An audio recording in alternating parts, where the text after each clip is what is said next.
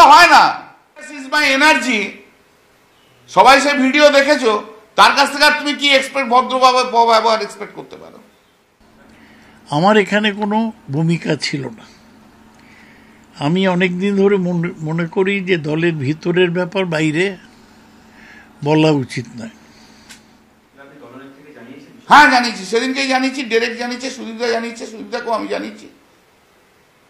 এটা কখনো হতে পারে ভাবলা যায়? আমি বলতে পারবো না, তো আমার অনেক ব্যাপারে অনেক কিছু সন্দেহ রয়েছে। নরেন্দ্র মোদীর বিরুদ্ধে বলো, অমিত শাহের বিরুদ্ধে তো কখনো বলো না ভাই। রাজনাথ সিং এর বিরুদ্ধে, পীযূষ গোয়েলের বিরুদ্ধে তো বলো না।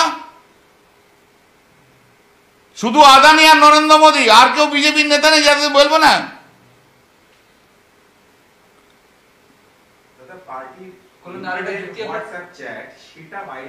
সে আমি কি করব? আমি কি করতে পারি? যদি কেউ করে থাকে, আমাদেরই এমপিদের মধ্যে কেউ করেছে। এবং যে চিঠি গিয়েছিল ইলেকশন কমিশনে, যে চিঠি পড়েছে, তাতে সেই এমপি সই নেই। আমি কিন্তু এই ইন্টারভিউটা দিতাম না। তোমরা আমাকে বললে ভিডিও বেরিয়েছে দাদা, আপনি এখানে আছেন, আর তোমরা জানো সেই এমপি তোমাদের সঙ্গে কিভাবে ব্যবহার করে।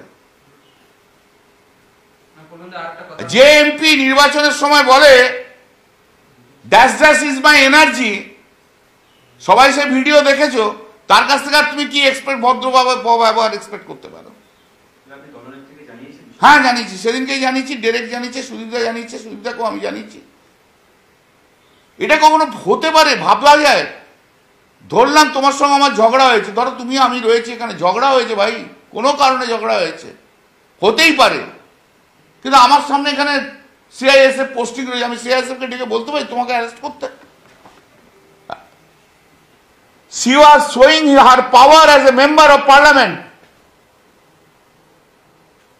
তো who am I? আমি সিপিএম এর বিরুদ্ধে লড়াই করে আসা লোক। আবার আমি বলছি, আমি কোটায় আসা লোক নই। আমি 2011 পরে এসে রাজনীতি করা লোক নই। দল যেদিন বলবে ছেড়ে দিয়ে চলে যাব, কিন্তু এইসব অসভ্য মহিলা এমপিকে সহ্য করব না। দিদি একবার বলুক, আমি এক্ষুনি রিজাইন করে বেরিয়ে চলে যাব। মহিলা বলে এই নয়, সুন্দরী মহিলা বলে এই নয়, আর ইংরেজি ফটফট ফটফট করে করতে বলে এই নয়, যে কোনো পুরুষকে অসম্মান করতে পারে তারা। There is a limit of the things.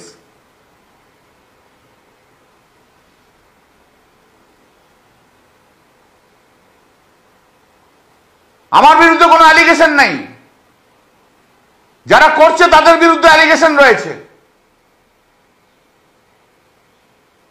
পার্টিকে লজ্জায় ফেলেছে।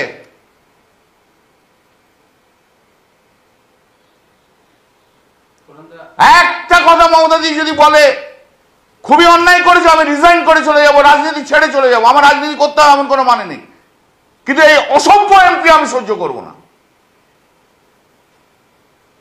রাজনীতি আমার ব্রেড অ্যান্ড বাটার নয়।